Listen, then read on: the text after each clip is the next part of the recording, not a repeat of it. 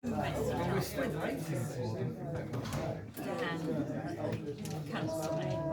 it was jobs in the ID area. Because I had a mum who emailed back saying, could you plant and she sent it to Friends Council. I spent a long time doing a diplomatic reply saying, no, not really, last someone offering drinks. Dave Loftus had great difficulty finding someone who felt appropriate.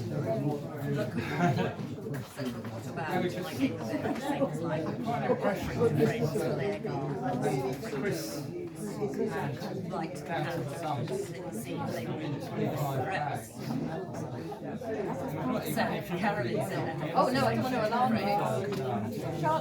Which copies me in. So I then put my friends. Oh, okay. Well, they're already preparing this stuff, okay? Well prepared. There were various gaps left where ID barely had done the march to recover time. She said, what would you do? Yes, Good evening, everybody. It's actually stopped raining for a change. Nice coming out. Does everybody know what the Raynes Park Association does and is? No, some of you do, some of you don't. Okay, let me explain it. Raynes Park Association is an organisation that's made up of the residents' associations, representatives, and business representatives, and we also invite the local councillors to our committee meeting. And I suppose the aim is that we try to help the community in whatever way we can. So, for example, we plant bulbs. You've probably seen some, hopefully, around, well, they've changed it a bit, around the Tavern Club and also around Waitrose. And we've also built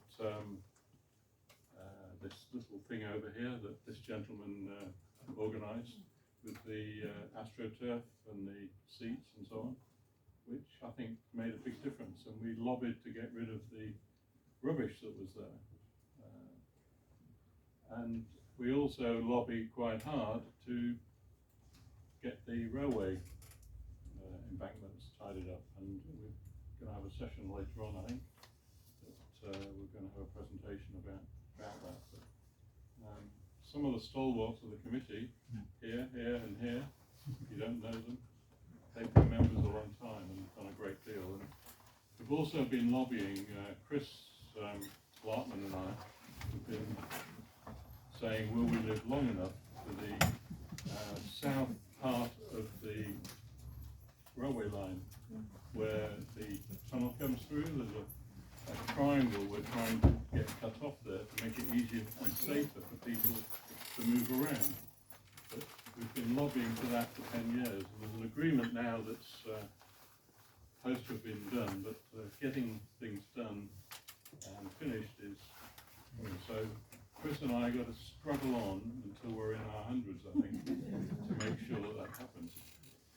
Anyway, that's what we're all about, and we also organised the agenda for this meeting, although I understand there's going to be some possible changes coming up. And we arranged for a local councillor to chair it in rotation. It's all the same party at the moment, so I just now ask them to select who they want to come and do it.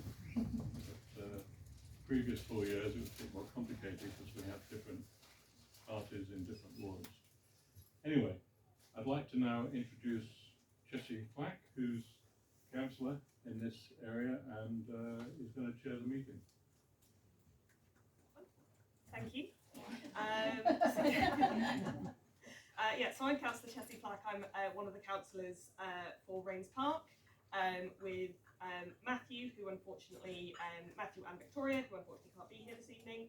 But we also represent other parts of Merton are represented by the community forums. We've also joined by Hinna from West Barnes, And also we've got Eleanor Stringer, Deputy Leader of the Council, with yes, sorry, went blank there for a second. Wonderful, so we'll start with the open forum. We have not had any submissions, so we're more than happy to open it up if anybody would like to raise any issue of local interest that's not covered anywhere else in the agenda. Oh, yeah, of course. Just as I was mentioning earlier, perhaps a bit of guidance or information about what zip cars can or cannot do, because we've just experienced 7 in a row parked in front of our house where there are only about 11 parking spaces even for the residents, and also has parking restrictions between 11 and 12. Some of them have been there for over 3 weeks. I contacted zip cars, and they took them away 2 by 2 over successive weeks. The last one only went last night. But information and guidance as to what they can or cannot do, not necessarily now, but in some sort of information newsletter or something would be very helpful. Of course. I'll be honest with you, I don't know off the top of my head what the rules are with zip cars, but I'm more than happy to look into that and get back and make sure that information is fed back to the forum. I think so they can park anywhere without restriction. Within parking rules, so not on the yellow line, but they don't have to abide by our parking restrictions here. But what if there are parking restrictions between 11 and 12 with Doesn't no... apply to them. Sorry? Doesn't apply to them. They can park there Yeah. throughout 11 to 12? So like Gore Road, where I'm on, has 8:30 to 6:30, and zip cars come and go on that road. And be left there for 3 weeks? Yeah, I find zip cars come and go quickly. Well, we've had this problem, and I've been ringing zip cars every 4 days, 5 days, and they've been promising and take 2 away. But if I have a visitor or somebody comes to park on my road, they can only park at that between 11 and 12 for half an hour, and there's no return. So the normal rule for an average citizen is they can only park half an hour, and yet these cars can park throughout. I mean, the idea of that restriction of 1 hour is essentially to stop people parking there and going off to London, using it as we are quite close to the railway station, and yet zip cars can do that. I don't know. I mean, that's the question that I raised, and information on that would be very helpful. What road are you on? Sorry? What road are you on? We're on Cambridge Road, and if you think on Cambridge Road from Richmond Road to Coombe Lane, there are, on one side, there are only 11 parking places for residents and residents visitors, and 7 of them were occupied by zip cars, almost like a commercial car park for them. If it's an isolated car, one doesn't see or notice or do anything. But 7. We'll chat afterwards. Sorry? We'll chat afterwards. Thank you. Does anybody else have anything else to raise? Like some network, that'd be lovely in the surrounding areas. Because since I've been here, I'm trying to shut my line bike. If you're around here in this whole area of hostels, there is no network for any telephone provider at all. I think it varies between providers. Well- But yeah, I understand. I don't have any mobile connection, or particularly good mobile connection. First world problems, I suppose, but it's pretty annoying. It's costing you money trying to get it, and it's not happening. We know what causes the blackouts in the area at all. Yes, I'll tell you. Oh, good. 5G in Merton is the people who keep complaining and stopping the masts being put up. So what's happened is they say, well, if you don't want them, we won't put them up. And Wimbledon, I don't know if you all know, the village suffered for many years with no 4G. And this was purely as the BT engineers call it, the ladies that lunch had nothing better to do than complain about the masts. I'll take 3G. Well, that's being finished by the end of the year. But 4G was being so bad there. Miele, who's had a lot of units there, couldn't service a washing machine or a dishwasher because people complained about the masks. So they didn't have a mask, they can't get their instruction manuals, they can't do any work, they can't order parts. Yeah. I keep saying this, somebody complained and they're pleased they didn't get permission to put a mast up on Coombe Lane. But as Vodafone say, tough, do without. Yeah. It's not us suffering, it's you that's suffering. Well, it's also clear that there's no 5G in the vaccine, otherwise I would have nice reception, wouldn't I? Thank you. Yeah. And that is why, and I have, every time people say to me, please object to it, I say, beware.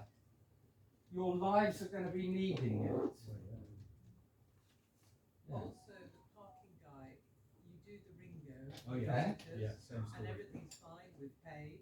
The parking guy walks down and then you get a fine. Yeah. Because his system just can't pick up the Wi-Fi, There's a signal. showing with paid. The good news is you can have your screenshot sent to the council and they will cancel your. Yeah, but it's a but bother. It's It's a bother. And then you spend hours on the internet Oh, trying yeah. to get it all through. But there is a good side. Motorola have now devised a system where you won't need aerials. That'd be nice. That'd be on probably 6 or 7G effectively, but they have started. Bear in mind, Right. it has only taken 18 years to go from 3G to 5G. There's So a little it won't- pattern starting to appear here that everything you want to change takes at least 25 to 30 years if you're lucky. Well, that's worldwide. though. Yeah. Well, I understand that sort of 5G, so thanks for that context. So what's the reason you can't get 4G? That's pretty. Because they're pulling down the aerials. It's simple as that.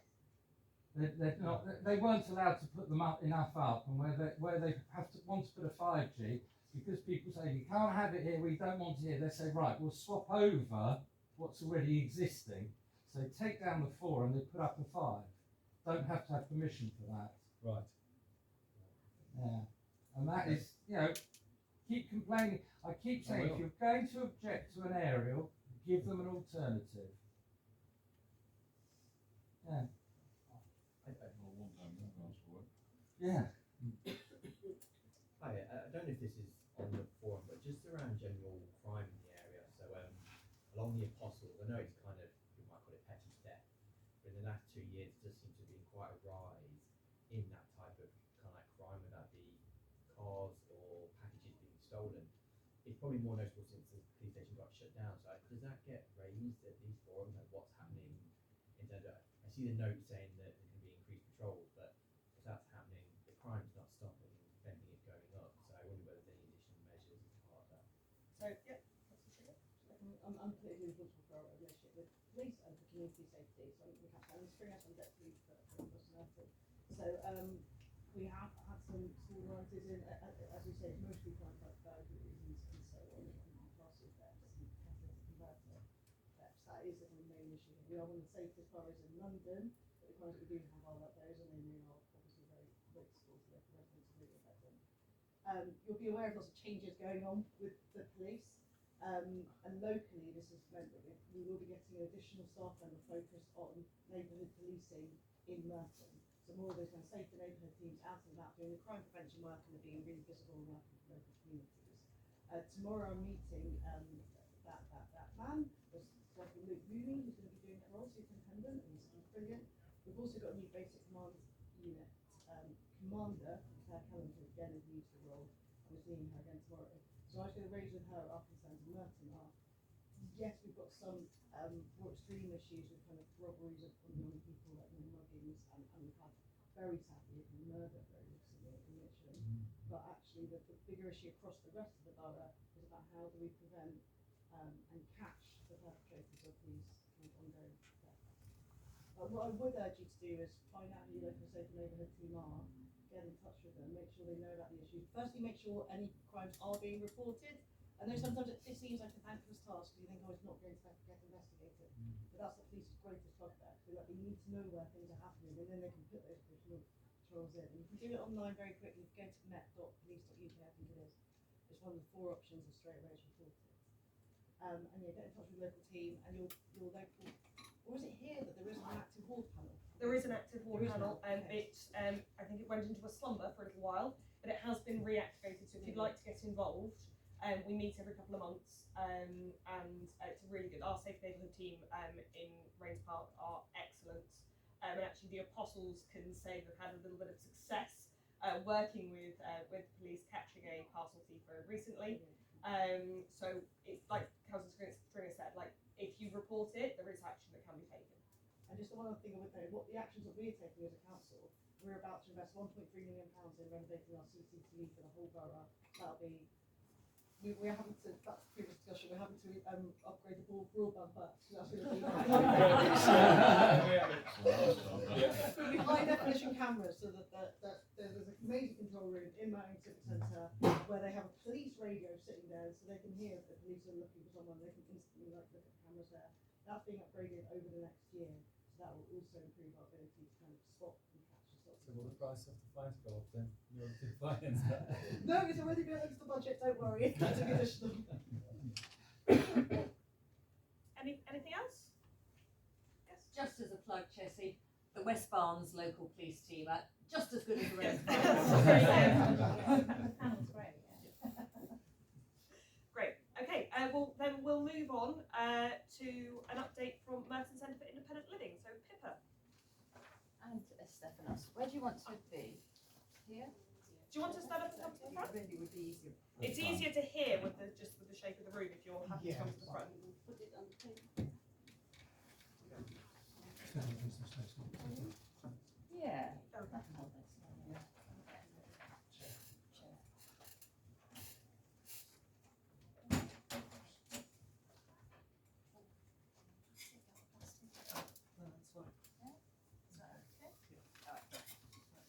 My name is Stephanos Salasi.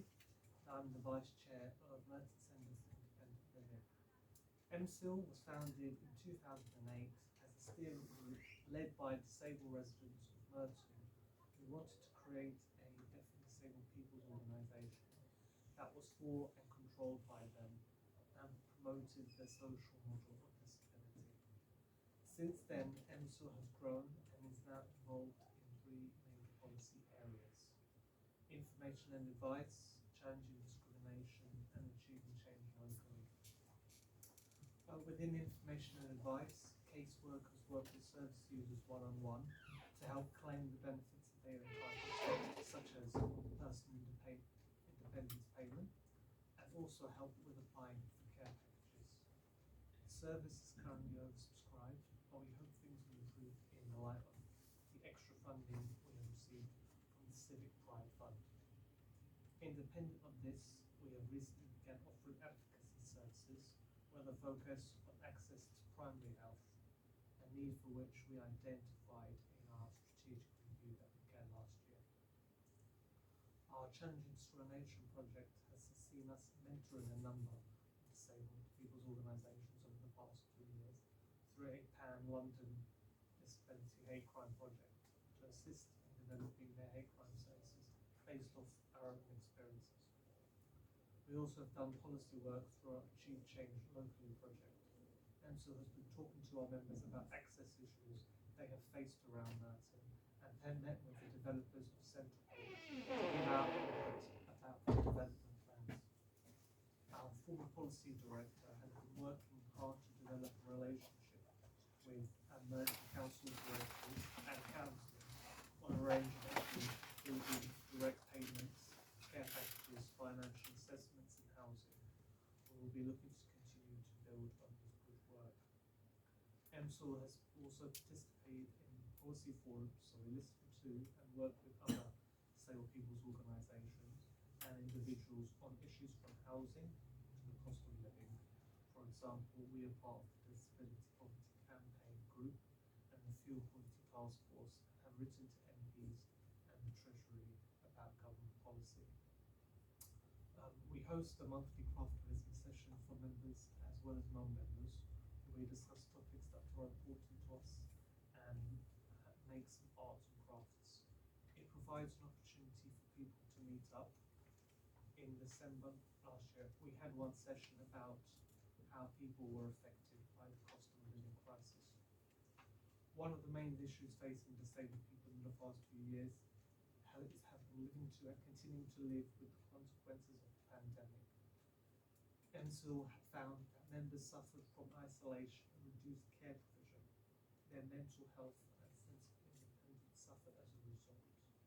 The knock-on effects continue as many carers as well as NHS workers are now left for jobs. Looking to the future, we're continuing to work on a strategic review to find out what kind of services MSIL service users need and want going forward.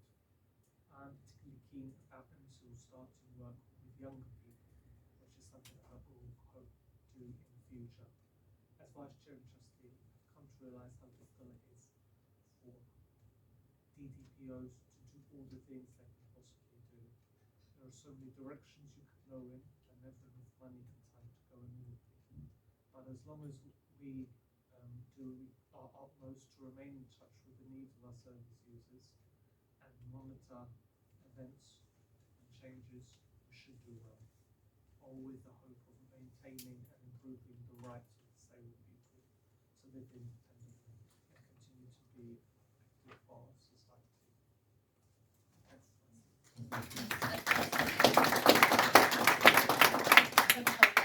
Yeah. Okay. Right. So I am Pippa. I am a caseworker at Merton Centre for Independent Living, and I wanted to start by thanking Stephanos and the other trustees who provide strategic direction for free and from their lived experience, which is massively important. And I wanted to just take a few minutes of your time to say a bit more, because it may well be that people sat here or people that you know could benefit from our free services. So the DDPO model, Deaf and Disabled People's Organisation, is quite a specific model that a lot of people don't have an awareness of. It means that at least 75% of the Board of Trustees has to be deaf or disabled, and at least 50% of your paid staff have to be deaf or disabled. So we talk about it being run by deaf and disabled people for deaf and disabled people. And I really can't overstate the importance of the lived experience. So our main offering, as Stephanos has already said, is an information and advice service. I'm one of 5 caseworkers, and Stephanos has already given a flavour of the kind of areas that we look at. I would say that there are 4 main areas which I wanted to highlight to you. One is benefits. So we help with accessing the benefit system, which I'm going to say is quite a hostile system for most people. Thank you, he just nodded there. So we help people from doing the forms to attending health assessments if the DWP have required that of somebody. If the DWP doesn't give the decision that they arguably should, we will help people to challenge it by taking it to something called mandatory reconsideration. If the DWP still say that they're not going to give the award, we will help people to take it to first tier tribunal level. So the courts will independently make a decision, and we have a 100% success rate basically of getting people the benefits that they want in that regard. There's a raft of benefits, too many to list now. It wouldn't be fruitful to do so, so I'll move on. There's concessionary travel as well. Disabled persons freedom passes, blue badges, these kinds of things. That I'm going to say is becoming a more hostile territory than it was. The council are outsourcing decision making as to who can get this concessionary travel, and I don't think I'd be out of line to say that there are delays that are being created by that development. But we persist, and in particular, if somebody doesn't have automatic eligibility, as in they don't have a benefit that makes them automatically eligible for that particular form of concessionary travel, we will try to help them to find the medical evidence that will prove to the decision maker that they need it. Mental health grounds is the tricky territory. There are a lot of people who need blue badges for reasons of poor mental health.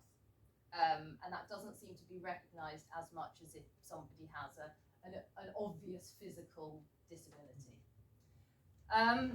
Moving on, housing, really, really hard area. As you can imagine, there's quite a few people stuck in accommodation that exacerbates their health conditions, exacerbates their disability, is literally dangerous for them, and they really could do with rehousing. Many of you may know that there is a dearth of social housing in this borough. Anecdotally, I'm hearing that it's about 11,000 households on the register, as opposed to what the council are saying on the website of about 9,000. So it's not looking great. And of the affordable housing that there is within the social housing, that again, there's not much that's sort of truly accessible. So we often find that people come to us desperate to be rehoused, and we end up having to help them instead liaise with occupational therapy to get aids, adaptations, or liaising with housing association landlords or private landlords to address disrepair. It's a very hard state of affairs, but if you refer anybody or refer yourselves to us for housing issues, we will absolutely do our best to try to improve your housing situation. And the other area is to do. My mind's gone totally blank, wasn't I? I was right on flow. What is our other area? Social care. Social care. Sorry. Right. That's it. Care Act assessments. A lot of people don't know that they're entitled to a Care Act assessment. What that means is the Care Act 2014 said that if someone has the appearance of need of care in their own home or out about in the community, it is a statutory duty for the council to assess you. And there are various outcomes that they want to look at, activities from whether you can feed yourself, whether you can clothe yourself, whether you can interact with your community in a meaningful way, whether you want to do volunteering or try to get a job. So it's people's right to do that, and we support people through that process, from getting a care package in the first place to wanting a review of it because the needs have changed in some kind of way.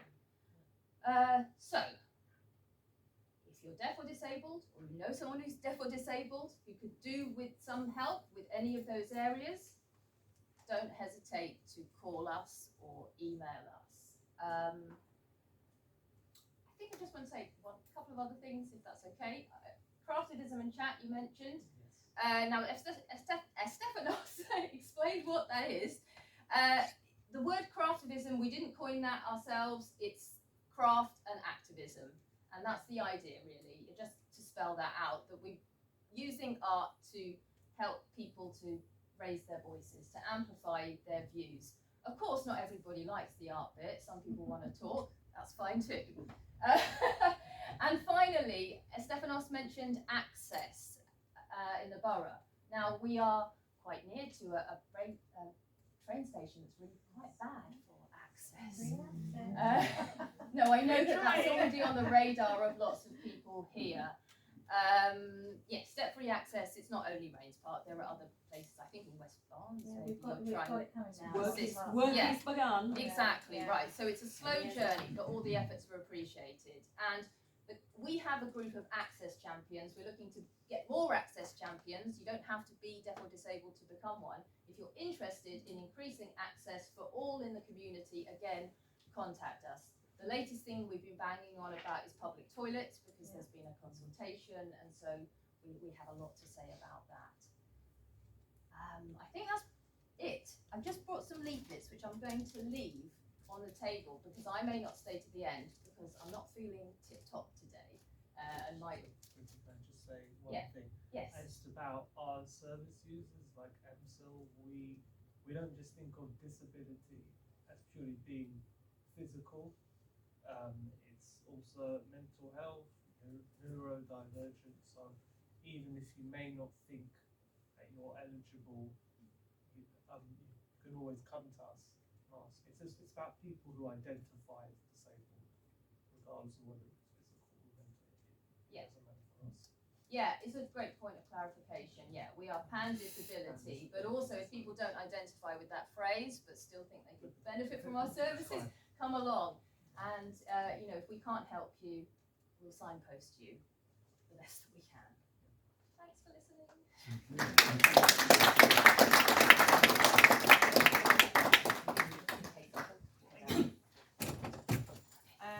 Wonderful, thank you very much. Incredible work you guys are doing. We'll move on to the Friends of Raynes Park Station and enhancing the railway embankment. So, Elizabeth? Yeah. Oh, there you are. Hi. I wanted to give you an update, and I hope a couple of people here have already started seeing some of the work we've been doing on the embankment opposite Boots on the north side.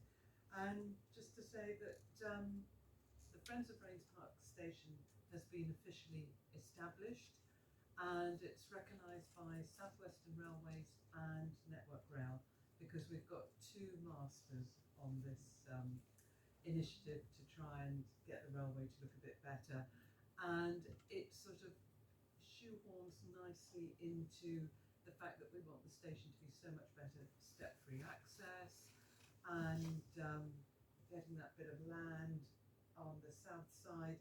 I mean, the whole station project really, it's a huge sort of initiative. I'm only doing one small part, but I think everybody realises that it's an important aspect of the local community, and you know, it could be better.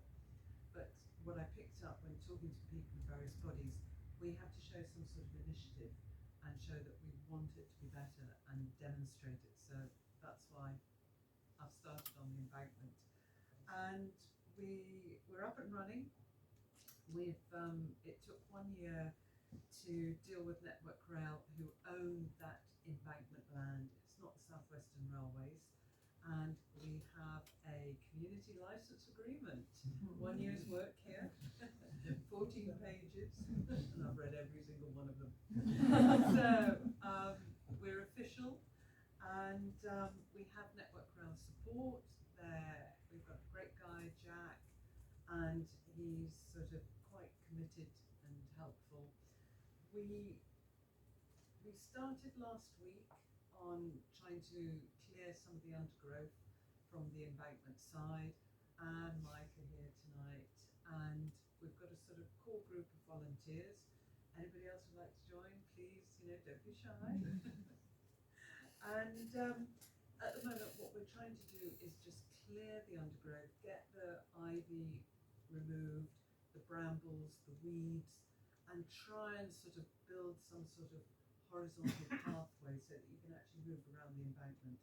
And then we can do more about planting, getting it to look better, and sorting out the soil, etc.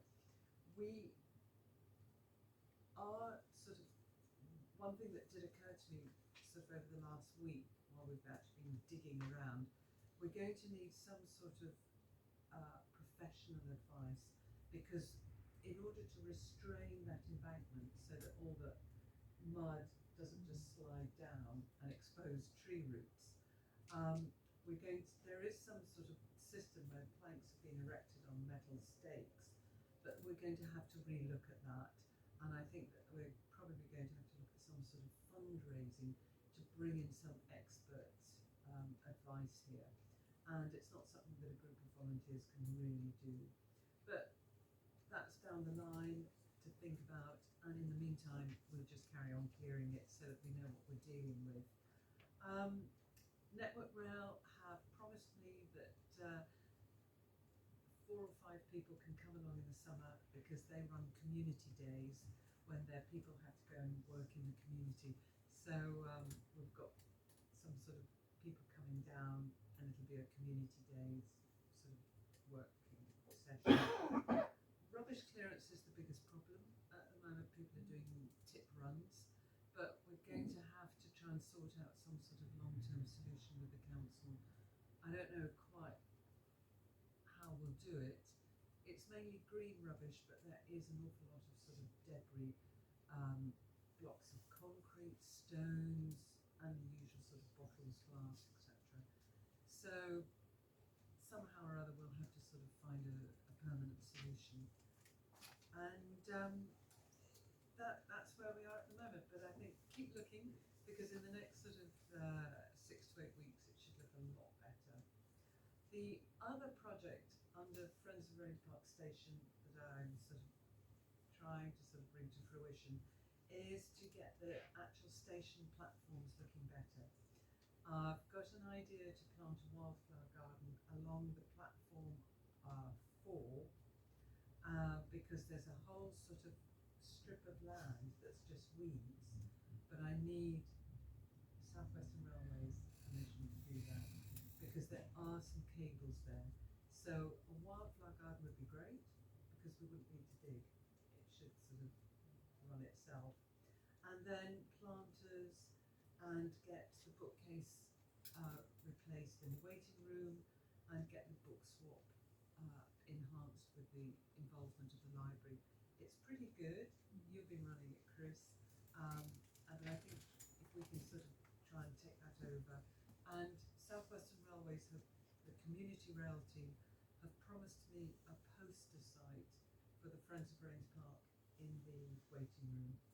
But they have to talk to their property team, because I can't put anything up there without their permission. So that's where we are. I don't know if anybody's been to Hampton Court Station recently. They've got a very vibrant Friends of Hampton Court Station, and I think because of the flower show, but apparently their station looks amazing. So I'm going to smaller as well. Yeah, I'm going to cozy up to the guys there who's on there and try and sort of see if we can get some ideas to help with us. But we need more volunteers. The focus is on the embankment. The station platforms will come in the next wave, and it's a long-term volunteering project. It's actually quite fun, as long as it doesn't rain. And I think there is, down the line, I think there are little pockets of funding that we can tackle.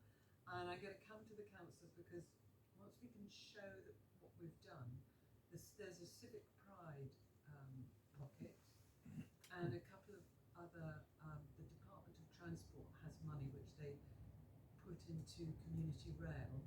So I think we can tackle that and try and get some money to actually do the sort of more structural stuff. So that's it. If you want to ask me anything, feel free. Okay. Yes. So you're talking about the north side all the time. What about the south? South Because that's in a side, worse state, far worse state than the other side. it's very difficult to access the south side. You mean all along the road? Yeah. It's dangerous using the cycle path there because, you know, of the trees that are Yeah. hanging over the actual. That, I think that is Network Rail property. Yeah. I mean, I think that will come in the next wave. We can certainly put that forward to Network Rail to cut it all back. And if it's going into the cycle path, we can report that and get that. That'd be great. I reported it about a year ago, and they actually did cut it back, but it needs to be done fairly regularly. And so Tuesday mornings, 9:30 to midday, we're there, and we can probably set up some extra sessions at weekends if we get more volunteers who can't make it during the week. We will, as councillors, will try and be there Soon. All right. Thank you. Wonderful.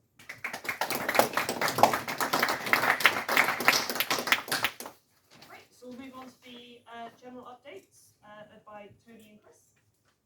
Right, just a few minutes. I mean, it's really exciting what you're doing there. We waited for so many years to get onto that embankment, haven't we?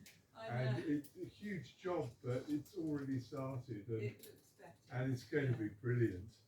So thanks to Liz and to everybody that's done some work there. And the other bits are gradually coming together. Stephen Hammond, our MP, and his team are working with Workspace over the kiss and ride and putting in parking restrictions. I'm quietly optimistic it's going to happen in the next few months. And again, this is something that's been going on for years. It's really great. One thing is actually now happening, and the others we're still battling them for. And the land transfer, that's so frustrating, isn't it? The mess at the station entrance on this side, that's been there for over a year. But we do understand that in the next month or so, the number of times I've stood here and said that, but it does look as if it's going to happen this time. The parklets have got a new lease of life, haven't they? Or they've got. Do you want to take over? The parklets were created by having a suspension of road order or something of that nature, as it were, because they were taking parking spaces. And they've been reviewed now, and in general they've been a success.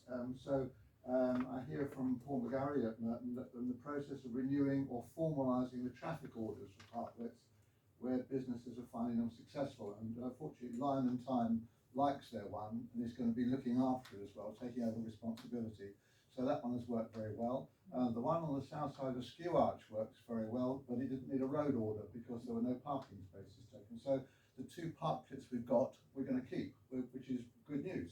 So that's the success story on that one. While I'm up, I just mentioned tree strategy. There was a consultation document that we were given and we all responded to, which raised a number of points. It was a very structured response that we had to make, and we're all sort of trying to get a better strategy on trees, and it's maybe in the public realm as well.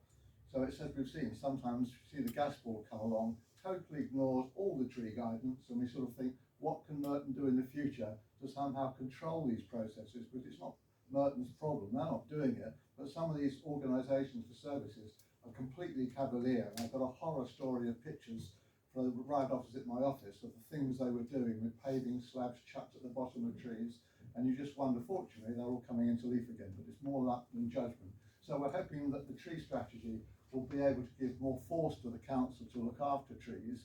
And so this, I understand, is going to be publicised again, the revised version in June.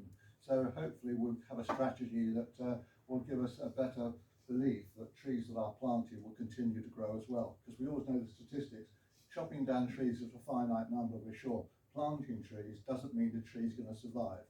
So we need to make sure we actually don't just lift up the odd paving slab in some compacted ground and put a tree in it and hope it's going to grow.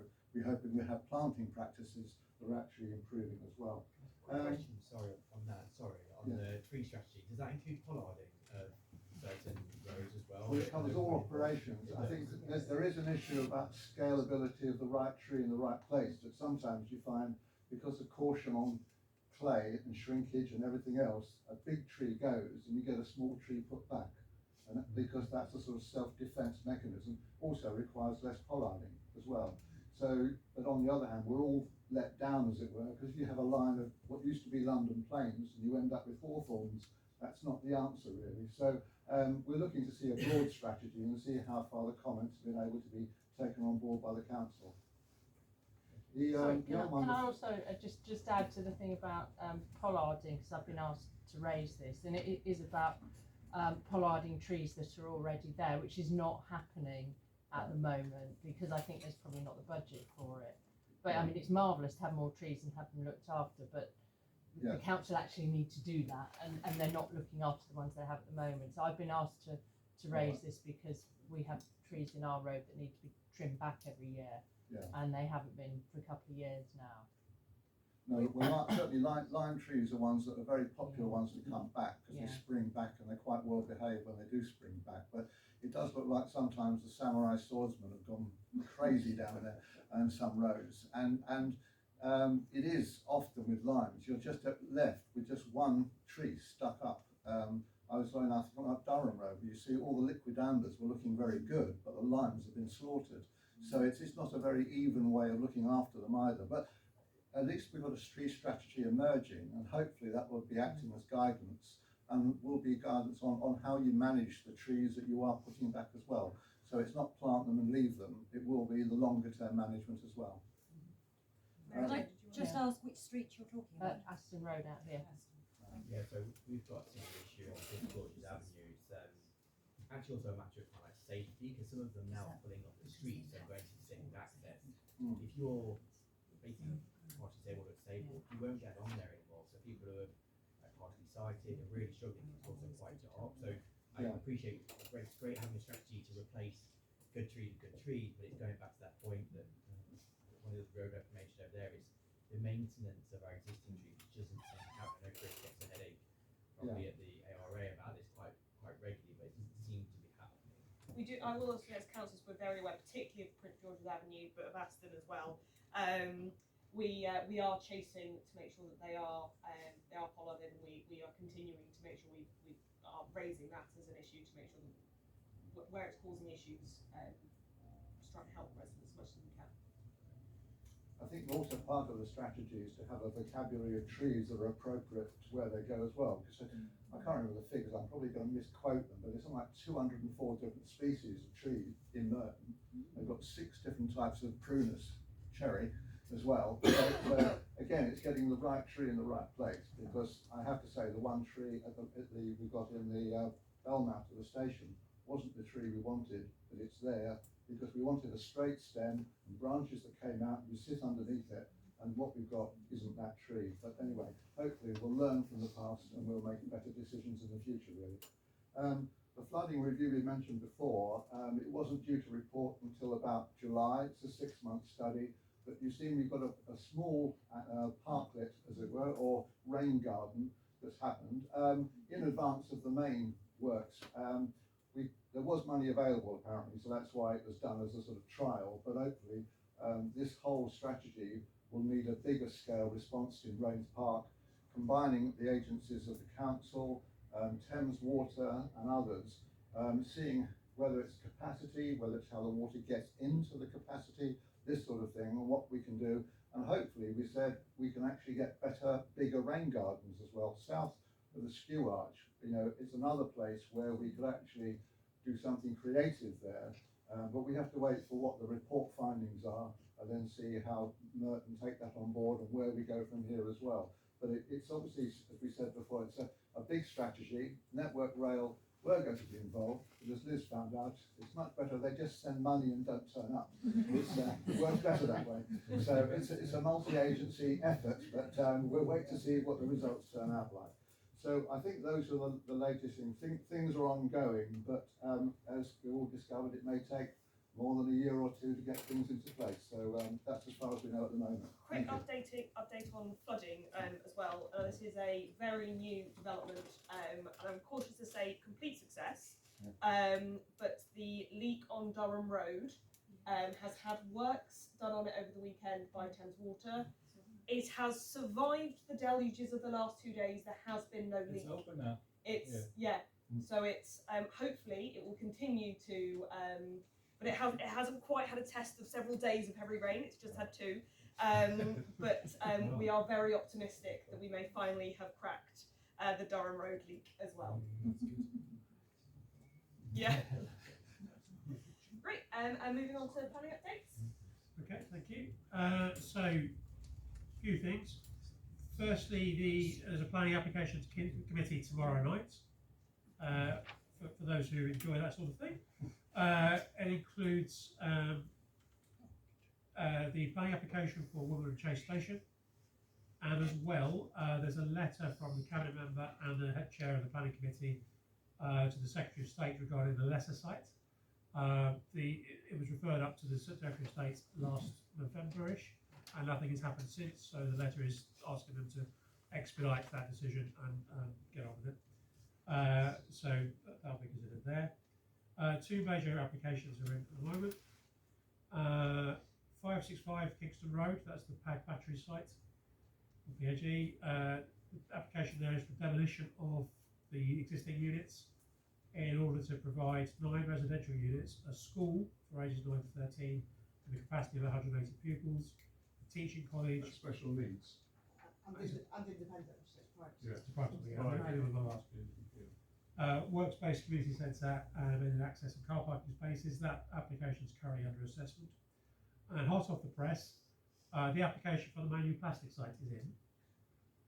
And this may be the 6th application, I think, since I've been doing these. I don't know, so it feels like a lot. Proposing what? So that's when they came to talk to us, it's basically as they identified. Yeah. So it's predominantly light industrial, self-storage and office space. All right. So I haven't seen the designs, but in terms of what they've applied for, it's more or less what they came and talked to us about last year. So that's currently being validated, so it should go live on the website in the next couple of weeks. So those who are close to that usually get their letters asking them to comment very soon. I thought the Manu Plastic site was live and comments available until the 17th of May. In which case your information is not over mine. There we go. Okay. So you should be able to comment on the Manu Plastic site. Yeah. For those who want to make a note of the number, that's apparently 23/P06869.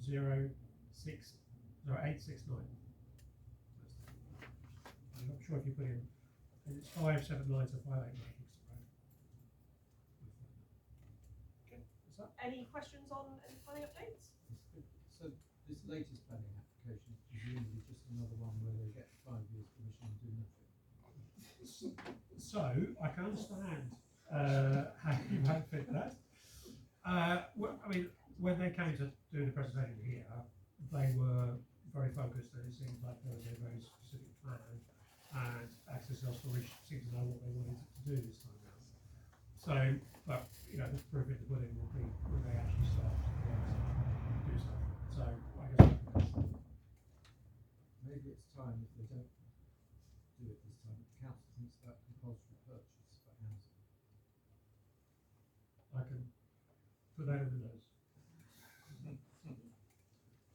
Yeah, right. The Pets at Home site, well, the one next door, Pets at Home, have we made any progress with that? The warehouses? That was Aviva are going to take it and put 5 or 6 sort of Amazon hubs and things like that. But it doesn't seem to progress. They spent all that time. It didn't come back from the team, so I'll go back to it. Okay, and then future community forums. So that's it again. So you're not getting the benefit of a slideshow because we don't have that technology here. So I'm seeing it, but it's the same presentation. Unfortunately, quite a few of my colleagues have sat through several times. But for those of you who do, hopefully it'll be something of interest. So we've had a review of how we do our engagement. This says I'm talking about our corporate engagement. So this is the corporate engagement team, which is basically at the moment me and half an hour Officers. Yeah, well, and it's gone to, I'll get to that, but it's going through our political process as well. And Eleanor's been involved from the outset on this as well. Okay. And this stemmed from, if you do recall, we did a survey of busy forums and we got feedback from people last year. We also did a desktop review of what other boroughs are doing and what else is going on. And also some of the lessons we had from doing things a bit differently during lockdown when we were doing more online stuff and more digital stuff. And there's also a parallel project that's been going on with party colleagues around how we engage with communities that we wanted to link in with and make sure was joined up with. So there's been some key reasons to look at it and think again. The forums as they are have been in the same kind of routine for more than a decade now, so it's definitely time to have a look at and see what we can do differently. So there's 3 areas we're proposing making quite significant changes. On face-to-face engagement, which includes the forums, engaging with civic society, which means resident associations and other groups, even down to very small groups, and our digital offer, which at the moment is very limited. And we're looking at increasing our capacity to be able to deal with all of those new areas of work. So in the forums, which is probably the bit that most people are interested in, obviously they're all different, and each of the 5 behaves in a slightly different way. But when we looked at it, our feeling is that we've found a sweet spot in that the forums are both too big and too small. So they are not geographically focused enough in lots of the borough. So for example, if I organise a Mitcham meeting at Cricket Green, no one from Parliament Hill will come. If I go to Parliament Hill, no one from Cricket Green will come.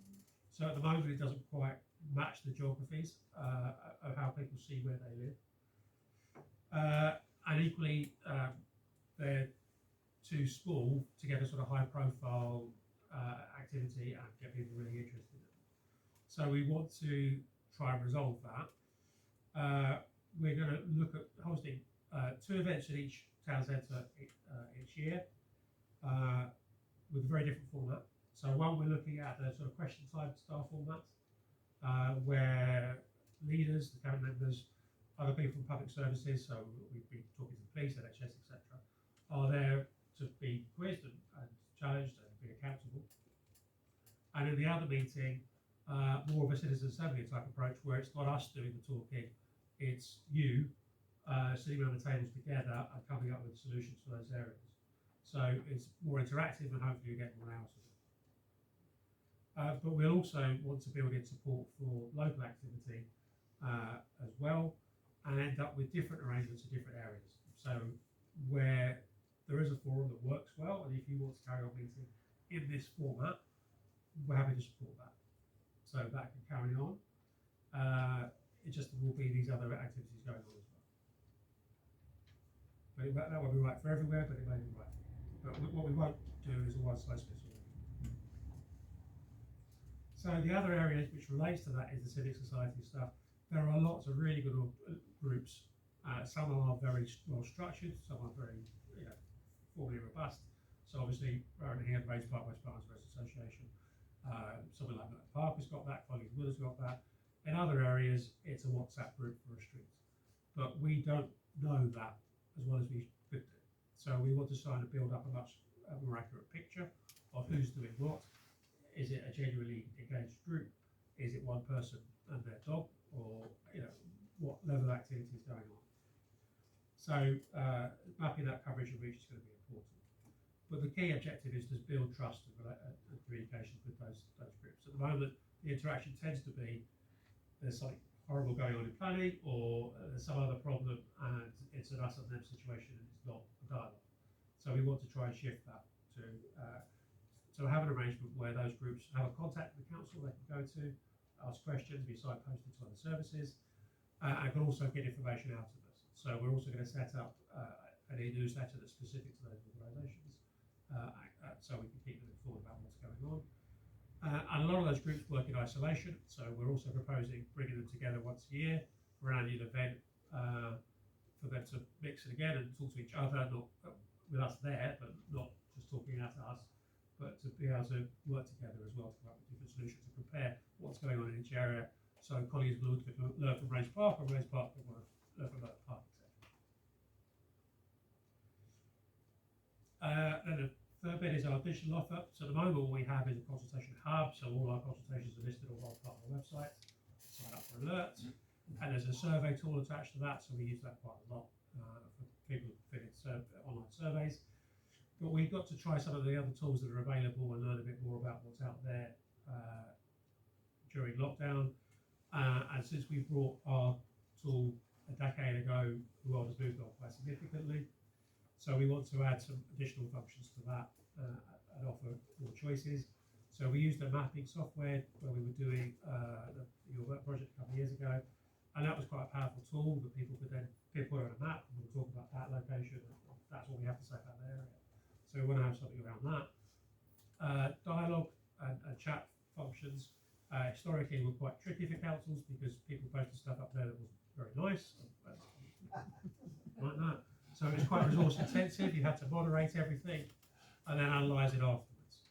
Well, there are now a lot of products that involve an AI that does that for you, so you can get the analysis out of it quite quickly.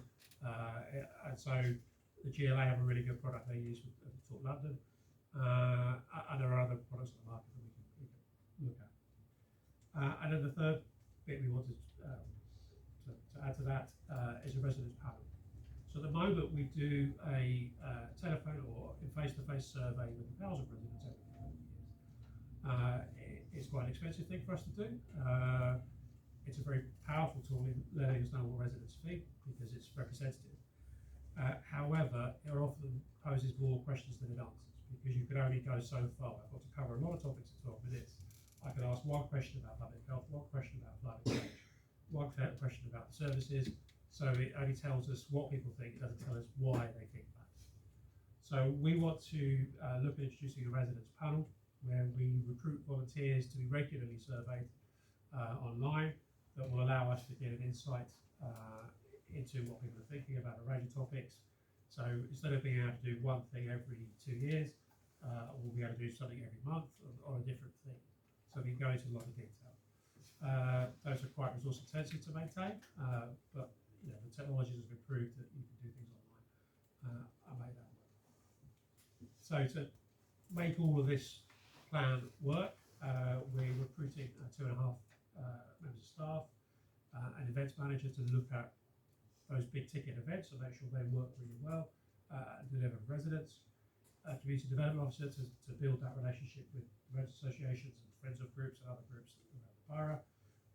And then I've got a half post engagement officer, so we've got another half post to match that, to manage the residents panel and the online activity. So this is a big shift. We haven't invested in this area in my time at Merton. I started with a team of 3, it's got down to 1.5. So to get back to a team of 4 is considerable progress. It's something that has been identified by administration as an area they really wanted to push and see a big improvement in. So where we are at the moment, it's been through some of the internal decision making. It went to overview and scrutiny in January. I've gone round all the forum meetings this spring. This is the last of those. We're looking at the recruitment process now to get that up and running, the procurement, and then there's a formal decision around the restructure of the forums in particular that will go to Cabinet in June, with a view to everything being in place for the autumn. So the June meeting that's scheduled for this will happen as is, because the Cabinet meeting will only take place the week before, so we'll go ahead with that June 28th meeting. But that will be the last meeting in this format with me here. But if you want to carry on at whatever frequency works, then we'll facilitate that, we'll book the room, and we'll make sure we can support in terms of getting word out, etc. So I have to say, oh, no. If you don't mind me just adding on, thanks very much, Chris. So yes, so Chris doing a good job of not being self-deprecating. Essentially, at the moment, all community consultation and engagement goes through this man, and that simply isn't good enough. So we want to massively increase how we hear from and from residents. My hypothesis, be interested to hear your thoughts, is that, as Chris said, here it might not really change things much because you've got such an active, well-structured association and good relationship with councillors. You might just decide to continue on the meetings in this format. You'll have all the power that you want to invite myself, invite me, and keep and get people on. But in other areas, it might change quite significantly. The bit I'm really excited about is being able to kind of more regularly take the pulse of residents and what is going on, and take the pulse of residents who lovely aren't in the room tonight. This is our most successful community forum, I'd say. It's definitely my favourite one to come to. And even here, we've got, what, 30 people? So even if we were to get every community forum up to this attendance, that's only 150 people across the bar. We need to be hearing from a much wider range of voices. How will you select a decent, random, diverse group of residents for the panel? Good question. Well, random is the key. So we could use address files to send out invitation. Generally, if you want 1,000 people, you're looking at sending out possibly 10,000 invitations. We know from history that the response rate will be skewed geographically. So odds are I'll want to send more invitations, particularly to the east of the borough than the west of the borough, because that's where the response rate will be lower. So it might end up I'm sending 15,000, 10,000 to the east, 5,000 to the west. But part of responding is to give me all the demographic information, which then allows us to see how representative it is, and then worst case scenario, so you can weight the results to make it representative. Panels get stale over time, so you constantly have to replenish people. Some drop out, they're sick and tired of hearing from me. Others just become too expert and are no longer representative because they've been hearing all this stuff and getting involved so much. So it's a constant process of managing that. Is there any mechanism for consulting businesses as well? Because we say sometimes there's like a bit of a deficit sometimes where businesses don't have votes, but also if you don't consult with them, you don't have a voice either. And obviously it's more than just residents in the borough, it's everything else that makes it work. So are you consulting with businesses? I think it's a really fair challenge, and I don't think we're doing it enough. And I think we should. And I think that, yes, at Wimbledon Community Forum we often have quite good business engagement, and sadly it ends up sometimes becoming a business versus residents thing. But for me that shows that we need to hear from all these voices, because they all have different views on how the sector works. So I'm currently working with people like Merton Chamber to lead our business engagement. Again, sorry to pinpoint it, particularly in Mitcham where we get very, very low business engagement, whereas there is an active business association here, there is one in Wimbledon, there is one in Wimbledon Village. But I completely agree, as part of that civic society mapping, that should include also the kind of business groups that are out there and making sure that we're speaking to those. yeah, we're not going to get business groups or businesses coming to meetings like this. You've got to make a different format. We've worked closely with the Chamber in the past, who've then facilitated events. I don't know, had the breakfast here, don't they? It's hosted locally. So we're looking to do more of that. And I know there are plans for a town centre manager at Mitcham, and that will be key in building that engagement there. So that's it's part of the package. Because we did meet, there was a review in Merton, wasn't there, about High Streets Task Force and how, High Streets are very top of the, with everything that's happening on High Streets and everything, it's a major issue. And obviously it shouldn't slip off the agenda because, there wasn't much coming forward with new money, I have to say, for the High Streets. So it'd be nice to see something more forward looking, and it's not just left to volunteer groups. There's some backing with money and other ideas as well. Yeah, what we're trying to do is make sure we've got the tools in place that if we want to talk about the high streets, we can do that effectively. Right. So whatever the topic is, we can reach the right audience at the right time to make sure we're hearing from the right people. That's the intention. It'd be very reasonable going through each other, just quickly to answer that question. We have got a small amount of money allocated to some activities off the back of that I'm going to try and get going over the next few months, focused particularly on culture on the high streets. We think if we have more culture activities on our some high streets, that would really support. That'd be good. I mean, just thinking about the community forum for a moment. I mean, it is a good question, and it is fair enough, obviously, to review them. And I'm aware that ours is more popular than others, and yet you're right to point out that I haven't counted today, 30, 40 or we used to have 70, 80 before COVID, didn't we? Do you remember that sort of number? And you're lucky if you got a seat. And numbers are right down. But I think the value of it for us has been that we've been able to focus on Raynes Park. Before we had the community forums, they were called something a bit different, and it was a load of wards that were bunged together. And we campaigned and said, look, this isn't working. We focus on a town centre, it'll give something for us to get our teeth into. And I think where we appreciate it most is being able to focus on local issues. I mean, just listening to what Liz is doing on the embankment, and that people know that there are local people doing this, and the various other things that we've been doing over the years between us. And it's a good time to, and we used to have somebody from planning, and we do miss that. And I know, thank you for your planning report, Chris, but it was always useful having somebody from planning who would have some key knowledge of some of the details, and we could have some sort of discussion. So perhaps this isn't any longer the way, I don't know, but I think you sorry, I'm talking on a bit, but you have a whole list of things there. I think we shouldn't lose sight of the community forum and have some sort of debate among ourselves as to whether we want to continue the Raynes Park one, and if so, in what sort of format, because it has benefited us so much over the last 10 years, hasn't it, Chris? I quite agree. I think that what we need from all of you is to go to your individual residents associations, and hopefully they can feed into the Raynes Park Association what you'd like to see us do. If you want us to carry on doing this in the same format, then even if the council officers aren't representing or helping with the session, I'm sure we can still get this library to meet, or a local church even. It's not beyond impossibilities. But some of the other ideas that I think Chris has come up with,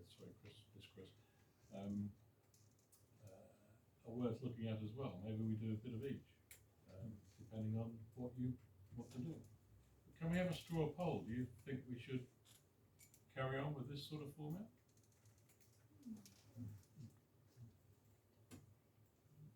Can I ask a question? How many people came tonight also the Raynes Park Association meeting last night? Is there much over that? Sorry, that was the Raynes Park and West Barnes. Combined. That was Raynes That's Park a West Barnes Residents Association. And we had roughly the same sort of number as we've got now.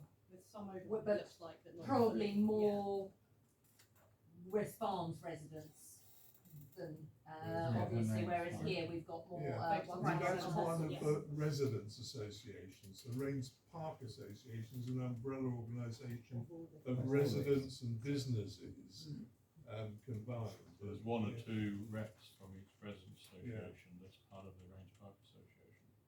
So Raynes Park and West Barnes have got a couple of reps on the Raynes Park Association. Sorry.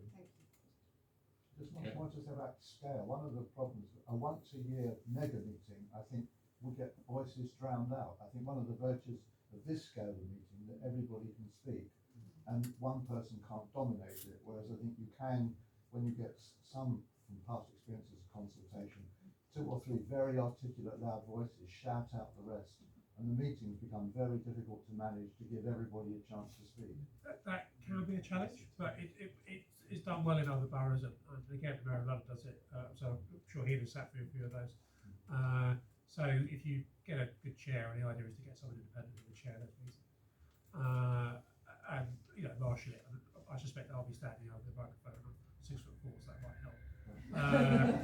So we could, if you manage it well, you could mitigate those risks. But yeah, whatever you do, there are pros and cons to it, and you have to plan for that. I think it depends on what the issues are. I mean, yeah. If the residents are angry and not in agreement what we want to do about an issue, then it can cause conflict. We don't have that very often now, I don't think. We've had some lively ones. I think parking. We leave it. We have to do that. But colleagues in Sutton hosted a meeting about ULEZ last night, and that was quite risky by the sounds of it.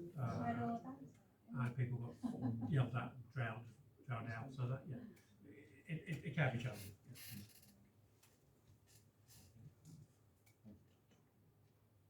Great. So, can I ask a straw poll again? You said fairly unanimously you'd like to carry on with this format. How often would you like to do it? A couple of times a year? 3 times a year? How many times do we have it at the moment? 4. Four. And some other communities before is another bit of our own meet once a year and one twice a year. Is that right? So you are again our most frequently attended community forum. You are success story days. Can I suggest 2 a year? Would everybody be happy with that? At least. Well, you'll also have the 2 others that we'll be doing. So it'll be you'll have 4 in effect, but you'll have 2 in this format and 2 in different. Would you provide enough continuity? Well, we could try it, and if it doesn't work and you want to do more, we can change it. Because you just forget if it's 6 monthly, then you often forget what was relevant in the last one, and at least most of us still at least have 3 times. Personally, I think it depends on what the issues are at the moment. I mean, we can always call an extra one if we felt it was necessary. Subject to extra one, I think it's Parking comes up again. Right, this is my first one, forum as one of the road representatives. I think one of the things that you asked at the start of the forum is everyone know what this is about. I must admit I don't have clarity on the different forums and who goes to what and what each one's for. And a bit of a poll in the street, I think the reason why we might not get a lot of attendees here from things like the Apostles is maybe just people aren't quite sure what each forum actually represents and is for, and we have such a high churn, particularly in Raynes Park, not quite the areas from the Apostles, and constantly people moving in all the time. I don't always know if it's clear on what people should be raising and what they're not, which could be another reason why since COVID numbers are possibly dwindling. So I know it's great to have a straw poll around reducing down the number we have, but one of the things might be to explore and actually speaking to residents around are they even aware what is taking place, why it is taking place, and actually what they can get pushed through the forum, because you could end up reducing it down before a lot of residents are even aware that we're having them. Just an idea. I can't speak for everybody, but it's just what I've noticed in the last couple of years being here. To a certain extent, it's down to the individual residents associations to broadcast what's going on. You're in the Apostles Zone. I am, yes. Yeah, relatively. Look at this man. Yeah, I know, yeah. I mean, all 700 people on our emailing list get something from me encouraging them to come here and saying how great it is. And I suppose I do sit here feeling it's a hell of a event to put on for a relatively small number, isn't it? We wouldn't get all 700 in here. No, but you know, it is still a small number, isn't it? Absolutely. But, you know, there is a How reality do new to it. people get to know it? You know, that's. I mean, our resident association advertises it all the time. And we put it out on the council comms, and we've tried it in other community forums, we've tried going around leafleting to take up numbers. I think we have to recognise, I do think there has been a post-COVID shift. You talked about the numbers here. I do think generally people are like, why am I going to turn up for this in-person meeting, particularly if I don't want. Before I was a councillor, I never went to Wimbledon Community Forum, so I was like, what is that? Some weird meeting in the library? Whereas I think I would go to something if it said, your local police are going to be talking about local crime, come and quiz them. I'd be like, oh right, actually that does affect me. So this is, I'm really open to trying things and changing things, and particularly here when you've got the structures and the networks into residents, where you can try different things and see what works. But I get what you're saying, she's like, Chris's work is great. Like, I really know, but I work in marketing. I know how many people actually really read emails and how many people scan, and sometimes it needs someone else to articulate it. So I think we need as road reps to also go and engage a bit more with new people that are moving in, because can't rely on Chris's doing all of his hard work. We're all going to try and help support. They're shifting this code and people engage with certain things and with each other. So maybe I'm just being overly passionate here, but I think it's something more that maybe we can do to try and get more people involved as road reps. That's something I'll talk to Chris about. Sorry, I've got a race off. I promised my daughter I'd go home It's a good point that if you have a specific meeting like before, we will be discussing crime plus the rest of the agenda to get that hook people in. And you'll get your 700 people into this meeting. Yes, we can. As you say, parking did it, but I don't think people realise that they can attend. And I'll even go as far as saying I should have said it yesterday, because I was introduced as the representative from the Raynes Park and West Barnes Residents Association. I represent the association at the community forum. Right, yeah. It shouldn't be that. I should do that, as well as everybody else can go to the forum. And I think, I do. Now you've said it, I've realised I've not promoted it. We put the date in the calendar, but maybe, and I agree with that idea of having somebody come in and speak, because we did for our AGM, we had Leonie Cooper. People want to hear her. The AGM is tied onto it, but people came to hear her. Here we've got, there are lots of important things that we're talking about, but there's not one to hook somebody in and come in and have a look. There are quite a few parts of the borough where, quite frankly, there are local groups doing a much better job than I can ever do, and I need to get out of the way and support them. So in Collier's Wood, they said that the Residents Association there holds a monthly meeting, 60 people every time, and they sent one rep to my meeting. And we've had loads of Collier's Wood forums where officers and councillors outnumber residents 2 to 1. So that's not a helpful use of anybody's time. So how can I support and work with that group who's already doing a better job? So if we could engage with the Apostles or the West Barnes, West Barnes, and have that dialogue already, then the need for a group like this reduces slightly, although this one has obviously a slightly different remit because it brings slightly more groups together. So we'll have to, I think, work it out as we go along. Don't commit to one thing now, and that's it forever. We can try different things as we go and see how it works, because we are trying something very good. Because how many households do we cover here? If there's Raw, there's us, there's the Apostles, there must be best part of 3,000 households.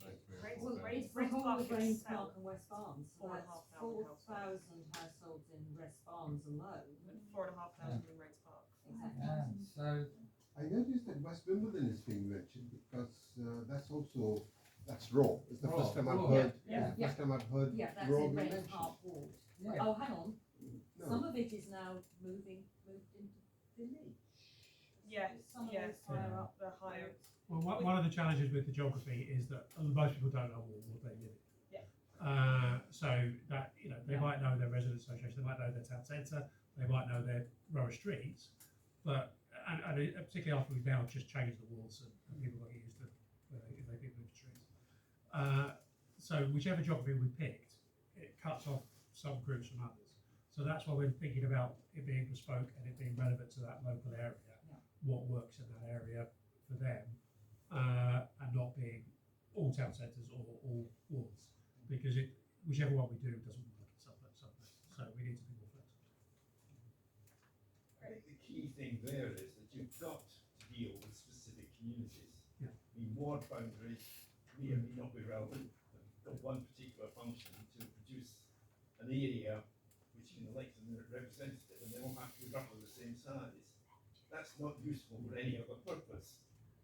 The other thing is that, you know, I've been involved in the sort of community activism for a number of years, and you keep on seeing the same old faces. You've got to somehow, I don't know how you do it, but you've got to somehow engage with people who don't engage. Which is a task and a half that I'm fully aware of. There are formats like this aren't relevant to lots of audiences. So to engage with that audience, I wouldn't do this. So we've got a whole youth participation team that works specifically around engaging young people, and they wouldn't do something like this. They do it a different way, and they've been very successful at training peer interviewers, for example. They train young people to go out and interview other young people because there's a trust there. Quite frankly, those young people don't want to talk to a 50-year-old in a suit like this. So, so that method works very well for that audience. We've also had a lot of success of working with our community and voluntary sector because there's a trust again. So we'll find out that we want to go to talk to an investor community, or we'll go to that group because they've got a lunch club, and we'll talk to them where they are, because that's a more effective way. But they're not going to come to an evening meeting like this. So yeah, we've got to always be flexible and have different approaches to different things. And I think important thing you said, this is not set in stone. Absolutely. We will change, adapt and see what works best for Raynes Park. We do have an above average engagement. Even if you look at sort of turnout in local elections, we were one of the highest ward turnouts. People do naturally engage more. And we will keep working with you, and we'll work with council to make sure that whatever the form these forums take, they take good form that works for Raynes Park. Wonderful. Great. Do we have any other business you'd like to raise? Wonderful. Well, I think we may have just done a record of finishing 25 minutes early. Let's hope that doesn't say anything about the engagement. Wonderful. Thank you very much. Our next meeting is on the 28th of June. As we mentioned, that will be in the same format as this. And then going forwards, we will start moving on to the new Same formats. venue? Yes. Oh, the address given on the front is the front of the library. It might be worth saying entry from Yeah, we have that. Aston Road. And also, please do take a leaflet about the museum as well. Yes, we did it. I've forgotten your name. Steph, okay. Yes, thank you so much. I was like, then I couldn't put it in. A resident on the road stopped me and said,